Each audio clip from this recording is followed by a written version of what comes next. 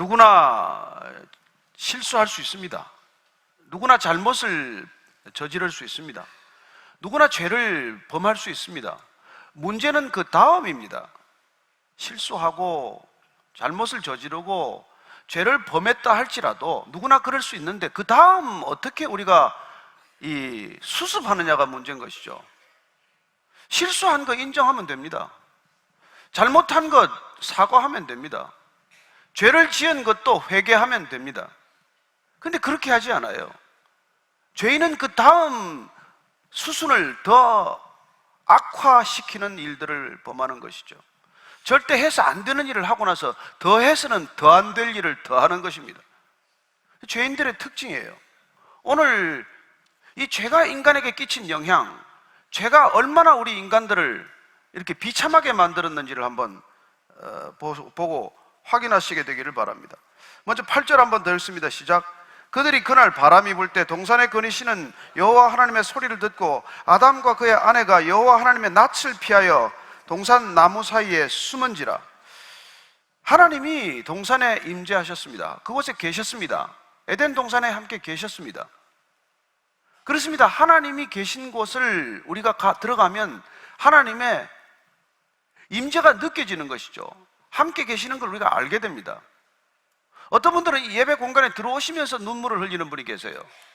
어떤 분은 예배 시종 눈물을 흘리는 분이 계십니다.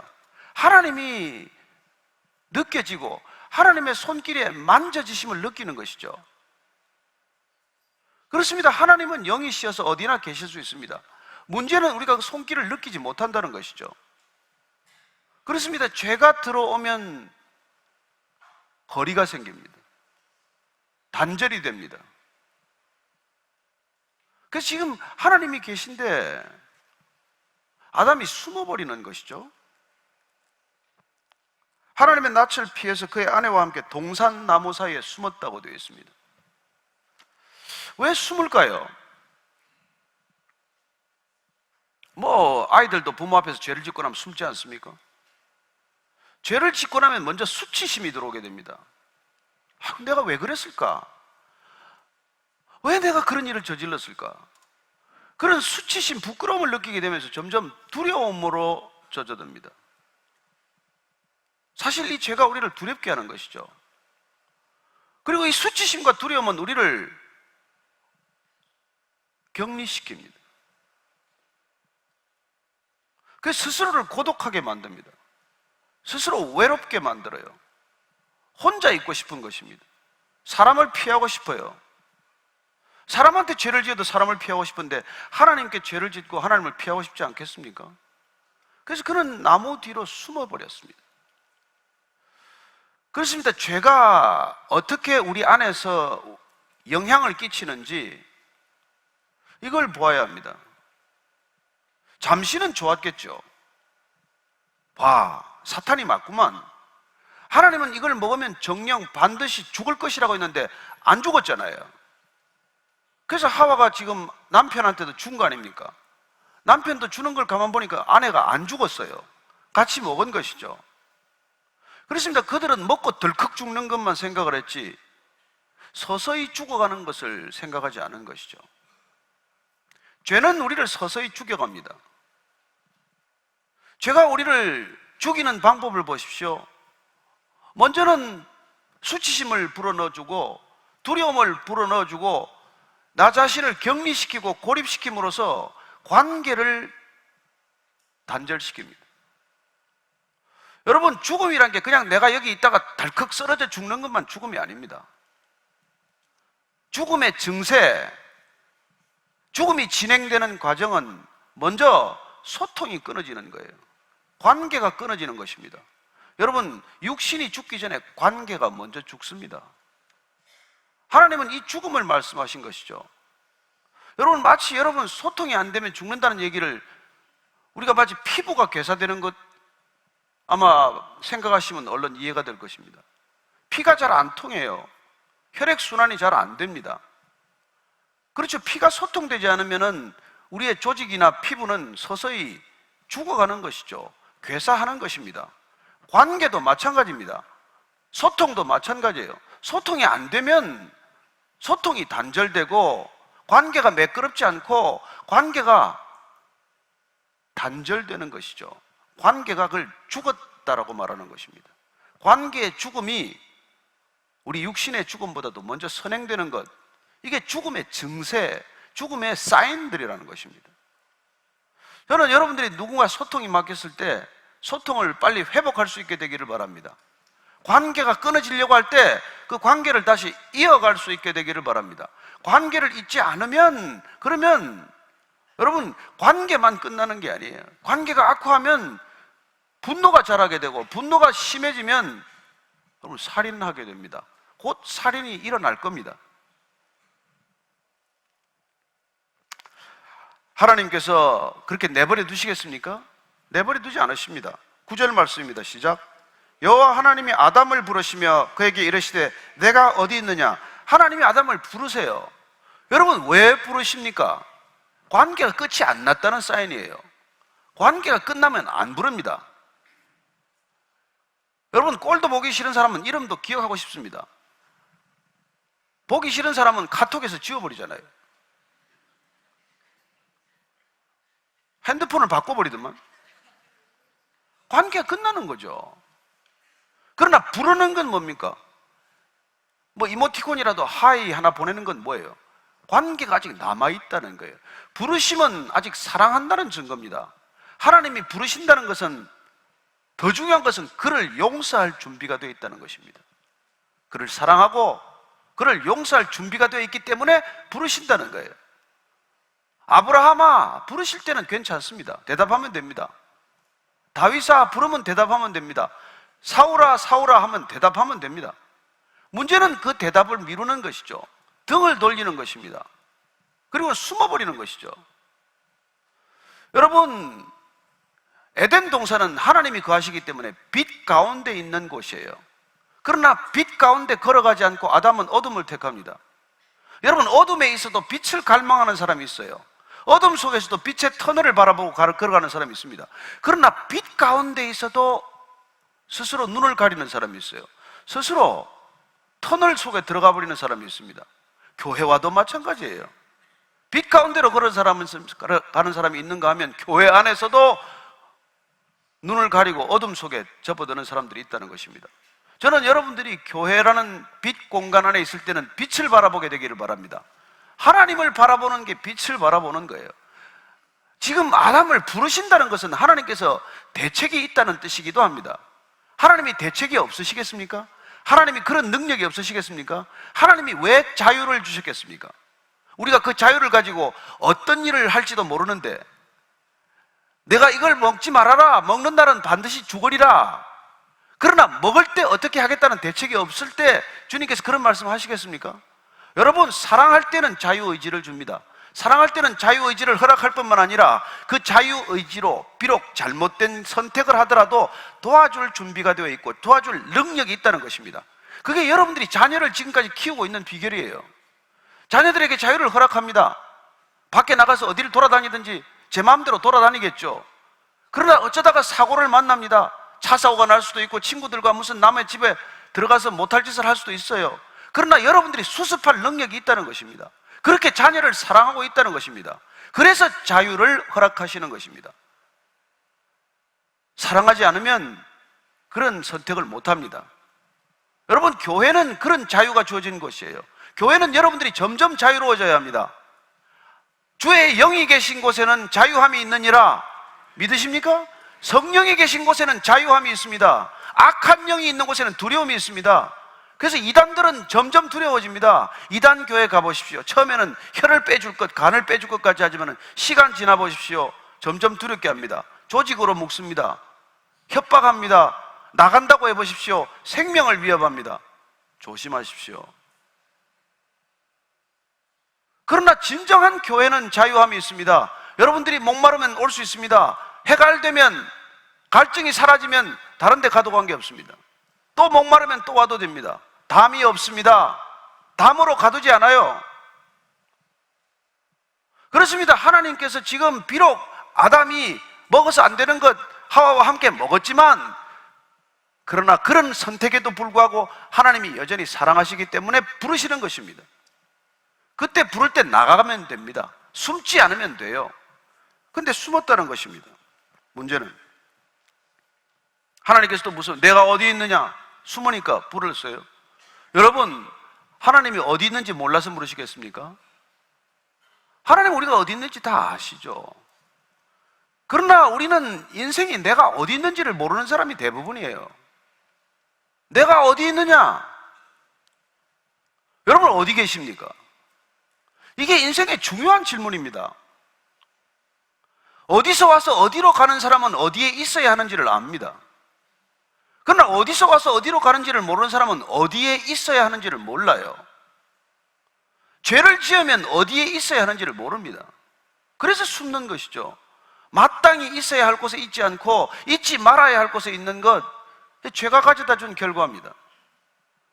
그래서 얼마나 많은 죄들이 얼마나 있지 말아야 할 자리에 있습니까? 여러분 지금 있어야 할 자리에 있습니까? 여러분들 그 직장은 여러분들이 있어야 할 자리입니까? 여러분들이 하고 있는 일은 하나님께서 마땅히 하시라고 한 일입니까? 여러분 어디서 와서 어디로 가는지를 아는 사람은 그 중간에 어디에 있어야 하는지를 알게 됩니다. 그렇죠. 하나님과 함께 있어야 한다는 걸 알고, 하나님께서 부르시면 부르신 자리에 있어야 한다는 것을 알고, 하나님께서 보내시면 보내시는 자리에 있어야 한다는 것을 압니다. 그렇습니다. 그걸 우리는 소명이라고 말합니다. 어디에 있느냐? 이게 중요하죠. 그렇습니다. 하나님께서 보낸 자리에 가면 편안합니다. 몸은 고달파도 마음은 편안할 거예요. 하나님이 보내신 자리가 아니라면 몸은 편해도 마음이 불편할 것입니다. 계속해서 불안할 것입니다. 그러면 떠나세요. 그 자리는 있을 자리가 아닙니다. 이제 곧 스승의 날이 되겠죠. 스승의 자리에 있을 만한 사람이 얼마나 될까요? 예수님께서는 아무나 스승의 자리에 가지 말라고 합니다. 가르치려 들지 말라는 것이죠. 그렇습니다. 우리는 선생이 한 분만 있으면 됩니다. 무슨 스승의 날에 그렇게 많은 대접을 받아야 합니까? 그 자리에 앉지 말라고 말합니다. 높은 자리에 앉지 말라고 말씀하십니다. 그 자리에 있다가 내려오라면 무슨 망신이냐고 말씀하십니다. 그렇습니다. 우리는 하나님과 동행하는 동안은 우리가 있어야 할 자리를 아는 것이죠. 하나님이 함께 계시면 그런 지혜, 그런 판단, 그런 분별력이 있는 것입니다. 내가 앉아야 할 자리, 내가 있어야 할 자리를 분별하는 것이죠. 그러나 지금 숨은 것입니다. 마땅히 있어야 할 자리에 얼굴을 내비치지 않습니다. 마땅히 있어야 할 자리에 있지 않은 것이죠. 그러고는 그는 이렇게 말합니다. 10절입니다. 시작. 이르되 내가 동산에서 하나님의 소리를 듣고 내가 벗었으므로 두려워하여 숨었나이다. 그렇습니다. 그는 지금 눈이 밝아진 거예요. 눈이 기껏 밝아졌더니, 사탄의 말처럼 눈이 밝아졌더니 기껏 발견한 것은 내가 벌거벗은 존재라는 것을 발견한 것이죠. 그래서 부끄러운 것입니다. 그래서 숨었다고 말합니다. 수치심, 두려움, 공포감, 그리고 소외감, 그리고 고독감, 이런 것들이 계속해서 나를 엄습하는 것을 발견한 것이죠. 죄는 이런 결과를 가져옵니다. 다윗이 이런 죄를 경험한 거예요. 하나님과 관계가 안 좋았습니까? 그런 다윗이 아니지 않습니까? 얼마나 하나님과 관계가 좋았습니까? 그러나 죄를 범하는 순간 그는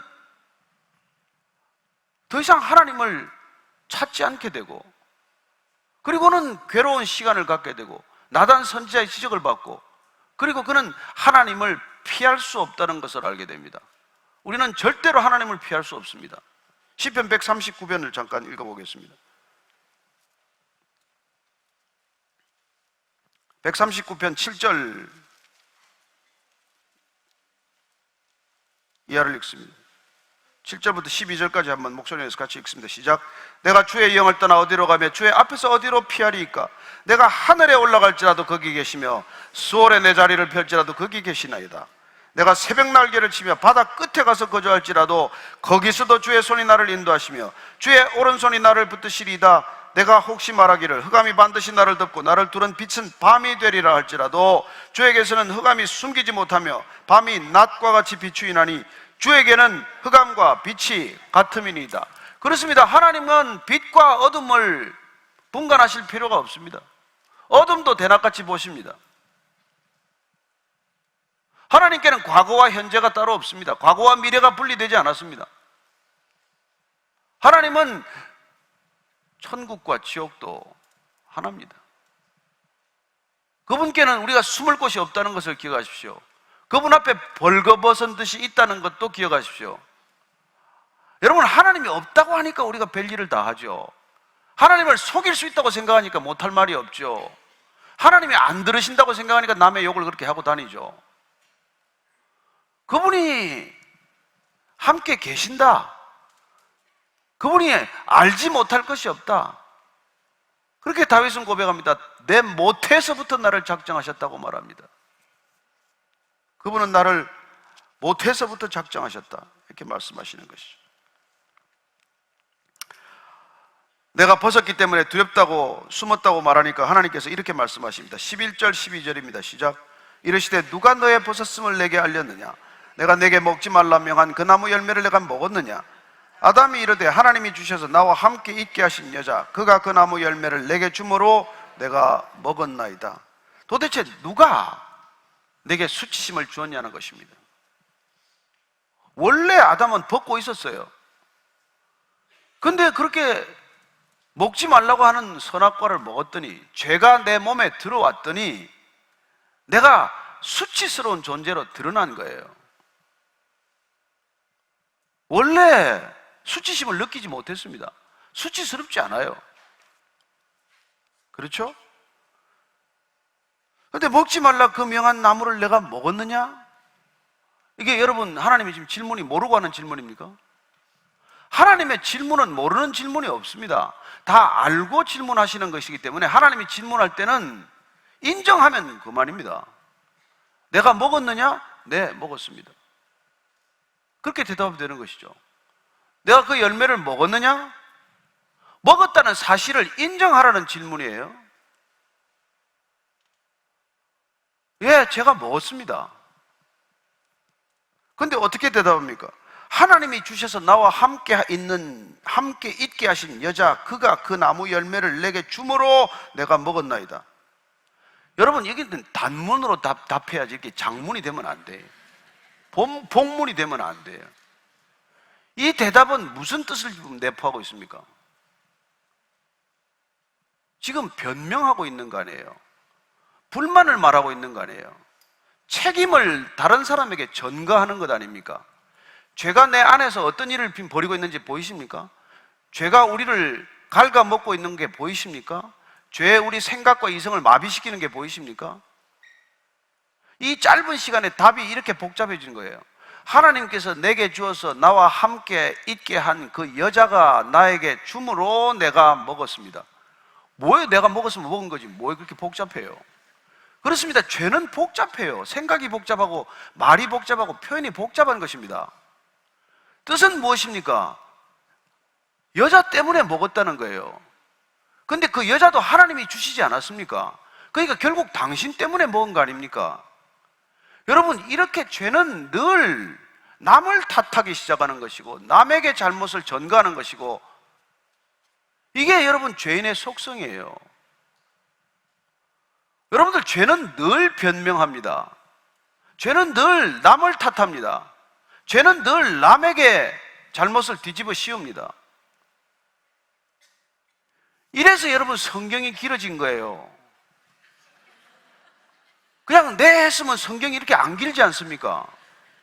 그럼 우리가 이렇게 두꺼운 성경 필요 없어요. 잘못을 시인하면 끝나는 거예요. 네, 당장 죽지는 않았네요. 그러나 죽을 거라니까 살려주십시오. 잘못했습니다. 하나님은 대책이 있으시다니까요. 근데 이게 지금 복잡해진 거예요. 하나님이 이 대답을 듣고 얼마나 마음이 상심이 됐겠습니까? 더 이상 묻지 않습니다. 하와에게 묻습니다. 자, 13절입니다. 시작. 여호와 하나님이 여자에게 이르시되 내가 어찌하여 이렇게 하였느냐? 여자가 이르되 뱀이 나를 깨므로 내가 먹었나이다. 그렇습니다. 지금 여자에게도 물었더니 여자도 뱀이 깨어서 자기가 먹었다는 거예요. 그냥 먹었다 그러면 됩니다. 너 왜 그랬니? 제가 호기심이 많지 않습니까? 한번 먹어보고 싶었거든요. 그리고 하나님처럼 되고 싶은 게 솔직한 마음입니다. 그러나 뱀에게 지금 전가하는 것이죠. 뱀이 꿰물어 먹었다고 말합니다. 그런데 여자가 남자보다는 똑똑해요. 길게 대답하지 않습니다. 하나님께서 이 피조세계 가운데서 지으신 동물 중에서 가장 교활하고 가장 간악하고 똑똑한 뱀이 나에게 주었기 때문에 내가 뱀을 위해서 먹었나이다 이렇게 대답하지 않고 그나마 짧게 대답한 게 이거예요. 뱀이 깨물어 먹었나이다. 그렇습니다. 죄란 본질적으로 동일한 거예요. 늘 문제의 본질을 남에게서 찾습니다. 먹었느냐? 네, 먹었습니다. 내가 먹었잖아요. 뱀이 입에다 넣어줬습니까? 아니지 않습니까? 유혹은 했지만 결국 내 손으로 따먹은 거 아니에요? 그럼 다 내가 먹은 거예요. 자, 중요한 것은 왜 하와가 아담에게 줘서 먹게 했는데 하나님은 아담에게 먼저 묻습니까? 여러분, 항상 남자의 책임이 크다는 걸 기억하십시오. 아버지의 책임이 크다는 걸 기억하십시오. 먼저 하와가 먹지 않았습니까? 그러나 먼저 아담에게 묻지 않습니까? 왜요? 아담에게 내가 이걸 먹는 날에는 반드시 죽을 것이다 얘기하지 않았습니까? 하나님이 하와에게 직접 얘기한 게 아니라 아담에게 직접 얘기하셨기 때문에 아담이 뭐 여자에게 줘서 받아 먹었건 어쨌건 아담에게 큰 책임이 있다는 것이죠. 어쨌건 두 사람은 둘 다 이렇게 변명하게 됩니다. 죄는 끊임없이 우리에게 수치심을 가져다 주고 두려움을 가져다 주고 소외감을 가져다 주고 끝내는 남에게 책임을 전가하고 관계를 깨는 것이죠. 그렇습니다. 이 한 가지 사건으로 인해서 하나님과의 관계도 지금 위태로워졌을 뿐만 아니라 단절의 위기를 맞았을 뿐만 아니라 부부지간의 관계도 아담과 하와의 관계도 남편과 아내의 관계도 끊어지게 된 것입니다. 여러분, 죄가 들어오면 이렇게 관계가 끊어진다는 것을 주목하십시오. 왜 그 사람하고 관계가 안 좋습니까? 그의 죄건 나의 죄건 죄가 가로막혀 있는 것이죠. 왜 여러분 집에서 소통이 요즘 잘 안 되십니까? 누구의 죄건 죄가 가로막고 있는 것이죠. 왜 부모와 자녀 간에도 소통이 잘 안 됩니까? 누군가의 죄건 죄가 쌓여 있는 것이죠.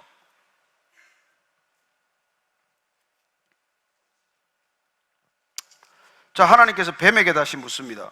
뱀에게 다시 다가가십니다. 14절입니다. 14절 시작. 여호와 하나님이 뱀에게 이르시되 내가 이렇게 하였으니 내가 모든 가축과 들의 모든 짐승보다 더욱 저주를 받아 배로 다니고 살아있는 동안 흙을 먹을지니라. 여러분, 뱀에게는 질문이 없습니다. 뱀에게는 언도, 심판만 있을 뿐이에요. 저주만 있을 뿐입니다. 여러분, 사람에게는 대화가 있지만 사람에게는 이유를 묻지만 뱀에게는 이유를 묻지 않습니다. 그에게는 판결만 있을 뿐입니다. 이 뱀은 우리가 말하다시피 사탄이기도 합니다. 하나님께는 다른 영적 존재, 악한 존재들에게는 구원의 기회가 없습니다. 인간에게는 구원의 기회가 남아 있습니다. 아담아 부를 때 구원의 기회가 남아 있습니다. 내가 어디 있느냐 찾으실 때 구원의 기회가 남아 있습니다. 그러나 뱀에게는 구원의 기회는 없습니다. 너는 배로 평생 기어다닐 것이고 흙을 먹고 살게 될 것이라고 말합니다. 뱀이 무슨 흙을 먹나요? 안 먹는데도 이렇게 말하는 사람이 있습니다. 그래서 제가 어제 조금 조사를 해봤더니 뱀의 입천장에 제이콥슨 올간이라는 게 있더라고요. 제이콥슨 올간이라는 게 이게 혀를 길게 날름날름 하면서 흙먼지를 이걸 빨아들여서 냄새처럼 우리에게 후각기관으로 삼는다는 거예요. 물론 그걸 먹고만 사는 것은 아닙니다. 그러나 어쨌건 이 뱀이 이런 하나님의 심판을 받는다는 것은 가장 수치스러운 존재로 전락한다는 거예요. 여러분, 모든 짐승들은 다리를 가지고 걸어 다니거나 날아다니면 뛰어다닙니다. 새들은 날개를 가지고 날아다니는 것이죠. 그러나 뱀은 배로 기어다녀야 한다는 것입니다. 그리고 가장 수치스럽게도 흙을 먹고 사는 존재가 된다는 것입니다. 여러분, 죄는 가장 부끄러운 존재로 전락하는 길이에요.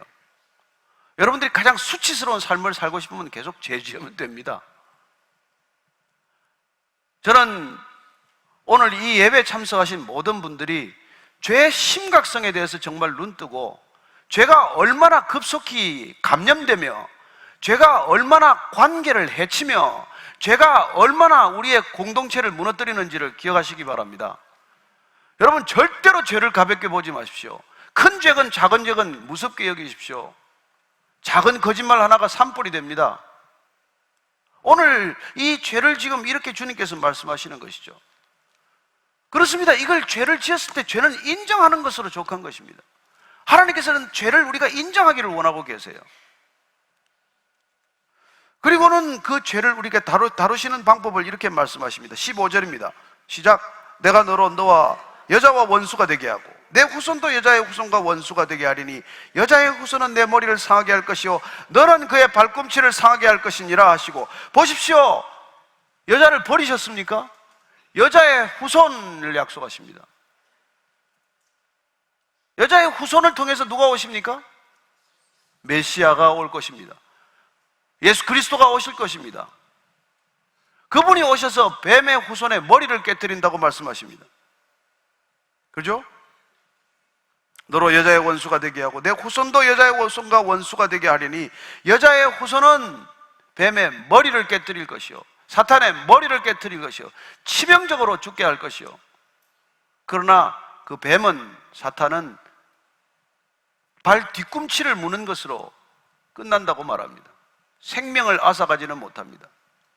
저는 여러분들이 구원받은 백성들에게는 빼앗기지 않는 생명이 있다는 것을 기억하십시오. 여러분, 구원은 영원한 생명이고 그 영원한 생명은 빼앗아갈 수 없습니다. 저는 여러분들이 그런 점에서 안심하시게 되기를 바랍니다. 자, 또 여자와 남자에게 이릅니다. 뱀은 그런 저주를 받았고 16절 17절입니다. 시작. 또 여자에게 이르시되 내가 내게 임신하는 고통을 크게 더하리니 내가 수고하고 자식을 낳을 것이며 너는 남편을 원하고 남편은 너를 다스릴 것이니라 하시고, 아담에게 이르시되 내가 내 아내의 말을 듣고 내가 내게 먹지 말라 한 나무의 열매를 먹었은즉 땅은 너로 말미암아 저주를 받고 너는 내 평생에 수고하여야 그 소산을 먹으리라. 네, 여자는 잉태의 고통, 해산의 고통, 이런 고통이 더해지는 삶이 됩니다. 아담은 아내의 말을 듣고 먹었기 때문에 땅은 너로 말미암아 저주를 받는다고 말합니다. 그리고 그는 평생 땀을 흘려야 먹고 사는 존재가 됩니다. 에덴에서는 땀을 흘릴 필요는 없죠. 손만 대면은 손이 닿는 거리에 먹을 게 있습니다. 어디서나 먹을 게 있어요. 먹는데 부족함이 없습니다. 그러나 이제 하나님께서 우리에게 주신 벌을 보면 우리는 이제 수고해야 먹고 사는 존재가 된다는 것이죠. 더 중요한 것은 인간의 죄악 때문에 땅이 저주를 받았다는 것입니다. 인간의 죄악 때문에 자연도 망가진다는 거예요. 여러분, 이 에덴에서부터 시작된 인간의 죄악 때문에 자연이 이렇게 점점 훼손되어 온 것이 보이십니까? 지금 우리가 이 자연이 이렇게 망가진 게 보이십니까? 이게 누구 책임인지를 우리가 깨달아야 되지 않겠습니까? 왜 우리는 이 플라스틱 병에다가 물을 담아 먹게 되었습니까? 왜 우리는 매일 미세먼지와 초미세먼지 수치를 봐야 합니까? 왜 마스크를 쓰고 다녀야 합니까? 왜 태평양에 한반도 50배나 되는 쓰레기 섬이 생겼습니까? 왜 고래가 플라스틱을 먹고 죽습니까? 왜 새들이 발에 줄이 걸려 죽습니까? 어떻게 만들어 놓은 것입니까? 여러분, 이게 지금 땅이 신음하고 자연이 신음하고 모든 이 천지 만물이 신음하고 있다는 이 신음 소리가 들리십니까? 인간이 회개하지 않으면, 인간이 죄로부터 돌이키지 않으면 이 가장 아름다운 별, 이 지구는 못 쓰게 지금 되고 있는 것 아닙니까? 인간이 가는 곳마다 쓰레기장을 만들지 않습니까? 보라카이를 가면 보라카이를 못 쓰게 만들고, 몰디브를 가면 몰디브를 못 쓰게 만들고, 어디를 몰려가나 못 쓰게 만들지 않습니까? 자기 집을 그렇게 만듭니까? 자기 집 하나 깨끗하게 치우면 무슨 소용이 있습니까? 온 동네를 쓰레기장으로 만들어 놓으면 어떻게 됩니까? 여러분, 땅이 신음하고 있습니다. 자연이 고통받고 있습니다. 모든 생물이 멸종 위기에 처했습니다. 무엇 때문이라고요? 저와 여러분의 죄 때문이라고 말합니다. 20절 21절입니다. 시작. 아담이 그의 아내의 이름을 하와라 불렀으니 그는 모든 산자의 어머니가 됩니다. 여호와 하나님이 아담과 그의 아내를 위하여 가죽옷을 지어 입히시나, 아내의 이름 하와라는 이름이 처음 등장했습니다만, 이 하와란 결국 산자들의 어머니라는 뜻, 모든 살아있는 생명의 뜻을 가지고 있습니다. 그는 영원히 죽으리라고 한 말씀보다도 하나님께서 은혜를 베푸시라는 것을 그는 직감적으로 안 것이죠. 그래 그는 아내에게 하와라는 이름을 부르게 됩니다. 그렇습니다. 우리가 정말 하나님께서 이 죄를 우리가 사해 주시기 위해서 목마르게 기다리고 계신 분이십니다. 우리가 죄악을 인정하기만 하면, 우리가 죄에 시달리기를 더 이상 고통받지 않기를 결정하기만 하면, 다윗이 밧세바를 범하고 얼마나 고통스러웠겠습니까? 그죠? 시편 51편 한번 찾아서 읽어보겠습니다. 시편 51편 1절에서 5절까지를 우리가 한번 읽습니다. 시작. 하나님이여, 주의 인자를 따라 내게 은혜를 베푸시며 주의 많은 긍휼을 따라 내 죄악을 지워주소서. 나의 죄악을 말갛게 씻으시며 나의 죄를 깨끗이 제하소서. 물은 나는 내 죄가를 아오니 내 죄가 항상 내 앞에 있나이다. 내가 주께만 범죄하여 주의 목전에 악을 행하여 싸우니 주께서 말씀하실 때 의로우시다 하고 주께서 심판하실 때 순전하시다 하리라. 내가 죄악 중에서 출생하였으며 어머니가 죄 중에서 나를 잉태하였나이다. 여러분, 잉태가 죄 가운데서 잉태되었다는 것을 그가 아는 것이죠. 그가 어쩌다가 죄를 지은 게 아니라 죄 가운데 태어났기 때문에 죄를 지을 수밖에 없는 상황이 되면 누구나 죄를 짓는다는 것을 알게 된 것이죠. 우리는 의롭지 않습니다. 제가 며칠 전에도 같이 잠시 점심 식사 먹다가 성선설 성악설 얘기가 나왔어요. 그가 예수 모를 때까지는 철저한 성선설 신봉자였답니다. 예수님 알고 나서, 성경 알고 나서 그런 인간이 얼마나 악한 존재로 태어나는지를 알게 되었다는 것입니다. 그렇습니다. 우리가 하나님을 통해서 알게 되는 것은 내 존재가 처음부터 죄악 중에 태어났다는 것이죠. 여러분, 우리가 성령이 오시면 내 죄가 깨달아집니다.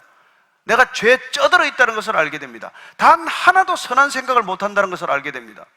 그래서 사도 바울이 죄인 중에 괴수라고 고백하는 것이죠. 저는 이 죄의 심각성을 우리가 다 알게 되기를 바랍니다. 나는 의롭다고 생각하지 마십시오. 의로운 사람은 없으니 단 한 사람도 없습니다. 그래서 하나님께서 지금 아담이 부끄러워하고 두려워하고 숨었다가 그 가죽, 이 무화과 나무 옷을 입었는데 그걸 벗기시고 가죽 옷을 입히셨다는 거예요. 왜 가죽 옷입니까? 가죽이 비싸기 때문입니까? 여기 가죽 좋아하시는 사람들은 그냥 순간적으로 가죽 옷이 튼튼하다고 생각하시는 겁니까? 여러분, 가죽 옷은 누군가 피를 흘려야 돼요. 대속의 개념이 처음 등장하는 것입니다.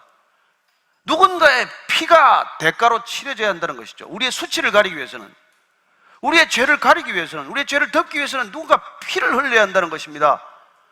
여러분, 제사의 제도가 곧 발표될 것입니다. 얼마나 많은 양과 소가 죽어야 하는지가 곧 알려지게 될 것입니다.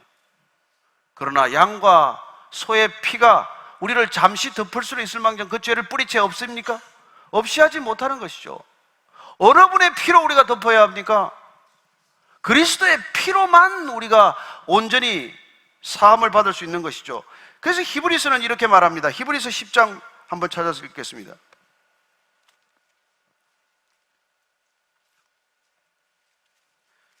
히브리서 10장 10절부터 읽습니다. 시작. 이 뜻을 따라 예수 그리스도의 몸을 단번에 들이심으로 말미암아 우리가 거룩함을 얻었노라. 제사장마다 매일 서서 섬기며 자주 같은 제사를 드리되 이 제사는 언제나 죄를 없게 하지 못하거니와 오직 그리스도는 죄를 위하여 한 영원한 제사를 드리시고 하나님 우편에 앉으사 그 후에 자기 원수들을 자기 발등상이 되게 하실 때까지 기다리시나니 그가 거룩하게 된 자들을 한 번의 제사로 영원히 온전하게 하셨느니라. 아멘. 아멘. 그분은 단 한 번의 제사로 우리를 깨끗하게 하시기 위해서 오셨습니다. 그분의 피로 깨끗하게 되셨습니까? 더 이상 죄를 기억하지 않으십니까? 죄책감에 시달리지 않으십니까? 그분의 보혈만이, 그분의 피만이 우리를 의롭게 하실 수 있다는 것입니다. 우리는 그리스도로 옷 입어야 합니다. 가죽 옷도 이제는 벗어야 합니다. 하나님께서 가죽 옷은 미봉책입니다. 당분간 입게 하십니다. 여자의 후손이 올 때까지 우리는 가죽 옷을 입히실 것입니다. 그러나 여자의 후손이 오시면, 메시아가 오시면, 예수 그리스도가 오시면 우리는 이제 영단번의 제사로, 단 한 번의 제사로 영원히 의롭다 하는 것을 입게 되는 것이죠. 여러분, 그런 의로움을 주시기 위해서 오신 분이 예수 그리스도십니다. 그분을 영접하셨습니까? 그분을 믿으십니까? 날마다 그분의 피로 깨끗게 됨을 믿으십니까? 그게 자유함이에요. 죄로부터 자유함입니다. 그러나 아담과 하와는 지금 에덴에서 쫓겨나는 것을 보게 됩니다. 22절부터 24절까지 읽고 마칩니다. 시작. 여호와 하나님이 이르시되 보라, 이 사람이 선악을 하는 일에 우리 중 하나같이 되었으니 그가 그의 손을 들어 생명나무 열매도 따먹고 영생할까 하노라 하시고, 여호와 하나님이 에덴 동산에서 그를 내보내어 그의 근원이 된 땅을 갈게 하시니라. 이같이 하나님이 그 사람을 쫓아내시고 에덴 동산 동쪽에 그룹들과 두루도는 불칼을 두어 생명나무의 길을 지키게 하시니라. 더 이상 하나님이 죄를 짓고는 영생의 나무 열매를 못 먹게 하십니다. 죄를 짓고 영원히 살게 하시지 않습니다. 죄를 지은 채로 영원히 살게 하시지 않는 게 은혜입니다. 선물입니다. 저는 여러분들이 그런 모습으로 영원히 살지 않게 되기를 축복합니다. 여러분, 죄를 짓고 영원히 살게 하시지 않기 위해서 에덴 동산에서 일단 나가게 하십니다. 우리는 더 이상 영생을 누리지 못하는 존재가 된 것이죠. 무엇 때문입니까? 반드시 죽으리라고 한 열매를 우리가 먹었기 때문이죠. 그렇습니다. 하나님께서 우리를 내보내서, 에덴 동산에서 내보내서 이제 땅을 갈게 하십니다. 우리는 땅에 묶인 존재가 되고 말았습니다. 하늘에 속했던 존재가 땅의 존재가 되고 만 것이죠. 그러나 하나님께서 우리에게 의의 옷을 입혀주심으로 우리는 또다시 새 에덴에 들어가게 됩니다. 새 에덴에 들어가서 생명나무를 먹게 될 것입니다. 그게 계시록의 얘기예요. 이 창세기에서 계시록까지 건너뛰어서 계시록 22장을 한번 보십시다. 요한계시록 22장 1절 이하를 읽습니다. 처음이 이렇게 되었고 우리는 마지막을 알고 그 마지막을 꿈꾸며 살아가는 존재인 것이죠. 22장 1절에서 5절까지 큰 목소리로 읽습니다. 시작.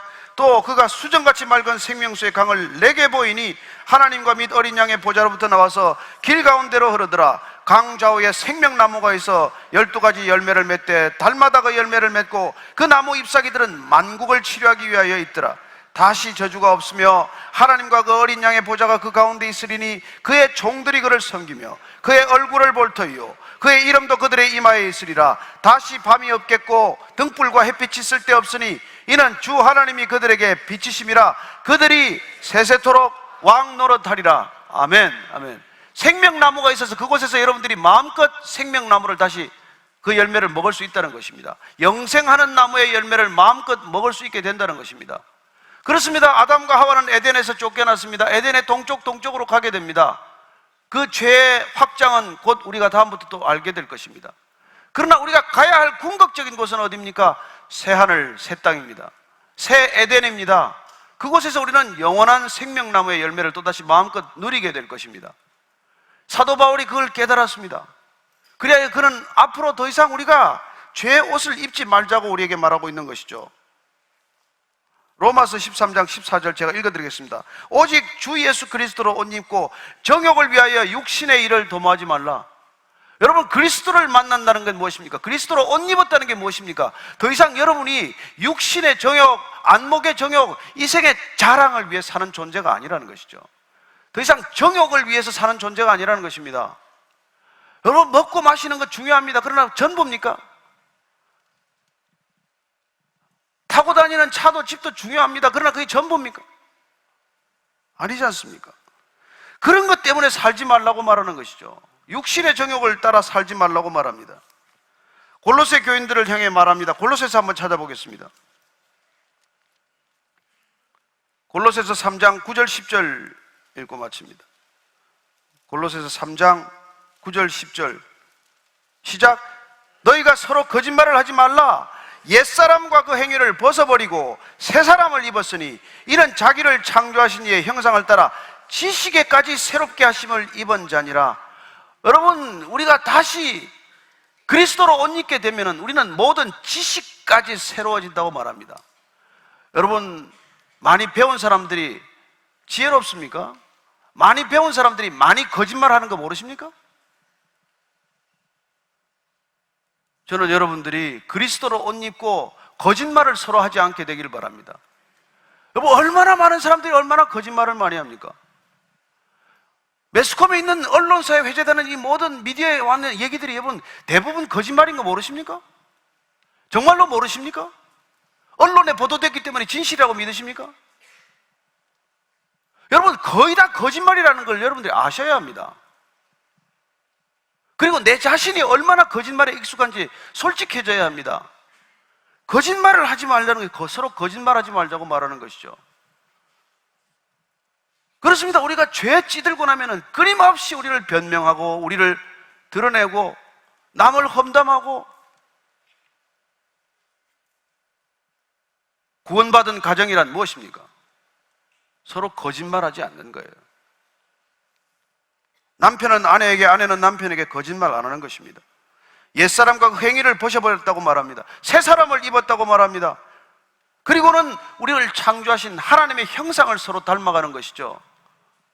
저는 부부가 서로 닮는 것보다 부부가 함께 하나님을 닮아가기를 축복합니다. 서로 하나님을 함께 바라볼 때 하나님을 닮아가는 부부가 될 것을 믿습니다. 그럴 때 지식에까지도 새롭게 하심을 받는다고 말합니다. 우리가 아는 게 무슨 소용이 있습니까? 그 모든 지식이 거짓의 지식이면 무슨 소용이 있습니까? 수많은 것들을 알아도 그걸 거짓말로 쓰기 위해서 그걸 배웠다면 무슨 소용이 있겠습니까? 저는 오늘 이 말씀을 읽은, 창세기 3장 말씀을 읽은 우리 모두가 죄의 뿌리를 한번 들여다보고 다시는 우리가 수치심에 빠지지 말고, 우리가 두려움에 사로잡히지 말고, 우리가 고립감이나 소외감에 젖어들지 말고 주님 앞에 당당히 나서기를 원하고, 우리는 사람들 앞에 당당하기를 원하고, 거짓말하지 않기를 원하고, 진실되기를 원하고, 그리고 이 가정 가운데 우리가 살아가는 교회 가운데 놀랍게도 하나님의 빛이 임하게 되기를 축복합니다. 더 이상 빛 가운데를 걸어가면서 어둠 속에 걷지 마십시오. 그게 우리가 이 말씀을 보는 이유고, 말씀을 먹는 이유고, 우리가 말씀대로 살기를 몸부림치는 이유죠. 창세기에서부터 요한계시록까지 우리는 생명나무의 열매를 먹지 않고 선악과를 먹었던 아담의 후손으로 살아가는 비극을 보고 있는 것이죠. 앞으로 성경, 이 두꺼운 성경은 그 얘기가 계속될 것입니다. 죄가 어떻게 확산되는가, 얼마나 서로 남을 험담하는가, 남을 어떻게 죽이는가. 그리고 그게 인류의 역사예요. 저는 오늘 주님께서 우리에게 주신 이 구원이 놀랍게도 이 삶의 방향 전체를 역전시키는 놀라운 능력이라는 것을 깨닫고 돌아갈 수 있게 되기를 축복합니다. 한 주간 동안 의의 길을 걷으십시오. 한 주간 동안 빛 가운데를 걸으십시오. 한 주간 동안 기쁨으로 걸어가십시오. 한 주간 동안 자유하게 사십시오. 그게 구원받은 백성들의 삶의 모습입니다. 오늘 기도할 때 주님, 가죽옷을 입혀주셔서 감사합니다. 의의 옷을 입혀주셔서 감사합니다. 의롭게 살게 하여 주옵소서. 옷에 걸맞게 살게 하여 주옵소서. 세세토록 왕노릇하게 하여 주옵소서. 왕의 신분에 맞게 살게 하여 주시옵소서. 거지같이 살게 하지 않게 하여 주시옵소서. 한번 그렇게 간절히 기도하겠습니다. 하나님 아버지, 주님께서 우리 각자에게 놀랍게도 의의 길로 인도하셨습니다. 면류관을 준비하고 계십니다. 하나님, 흰옷 입은 백성으로 주 앞에 서게 될 것입니다. 하나님, 이 땅 가운데 걸어가면서 이 거짓된 세상을 살아가면서 사람의 말에 현혹되지 않게 하여 주옵소서. 사람의 말을 믿지 않게 하여 주옵소서. 사람의 말에 영향받지 않게 하여 주옵소서. 오직 하나님의 말씀에 사로잡힌 바 되게 하시고, 오직 진리의 말씀에 사로잡힌 바 되게 하시고, 오직 하나님께만 헌신되는 삶이 되게 하여 주옵소서. 하나님, 하나님께서 우리에게 보여주신 놀라운 의의 옷, 이 흰옷 입은 백성으로 살게 하셔서 언젠가 이 땅을 떠날 때 우리가 주님 앞에 흰옷 입은 백성으로 주님을 찬양할 수 있는, 그리하여 의의 면류관을 쓸 수 있는 주의 백성들 되게 하여 주옵소서. 하나님, 한 분 한 분 의의 면류관을 씌워주실 줄로 믿습니다. 착하고 충성된 종아, 내가 이 땅 가운데 있는 동안 수고하였다 칭찬받는 백성들 되게 하여 주옵소서. 살아가는 삶의 능력이 온 교회 가운데 빛이 되게 하시고, 이 땅 가운데 어둠을 밝히는 능력이 되게 하여 주옵소서. 베이직 교회만이 아니라 이 땅의 모든 교회가 하나님의 영광을 가리는 교회가 아니라 하나님의 영광을 마음껏 드러내는 교회가 되게 하여 주옵소서. 하나님 아버지, 오늘 주의 말씀대로 주께서 우리에게 아담아 어디 있느냐 부를 때, 네, 여기 있습니다. 내가 먹었느냐? 네, 먹었습니다. 살려주십시오. 잘못했습니다. 솔직히 죄를 고백하고 주님 부어주시는 은혜의 숨결 받는 믿음의 사람들 다 되게 하여 주옵소서. 한 주간의 삶 가운데 정직하게 살 수 있도록 도와주시고, 하나님이 우리 안에 계시기에 짙은 어둠 가운데서도 빛을 발하는 사람들 되게 하시고, 놀랍게도 썩어가는 세상 가운데서도 소금으로 살게 하는 놀라운 능력의 사람들 다 되게 하여 주옵소서. 예수님 이름으로 기도합니다. 아멘.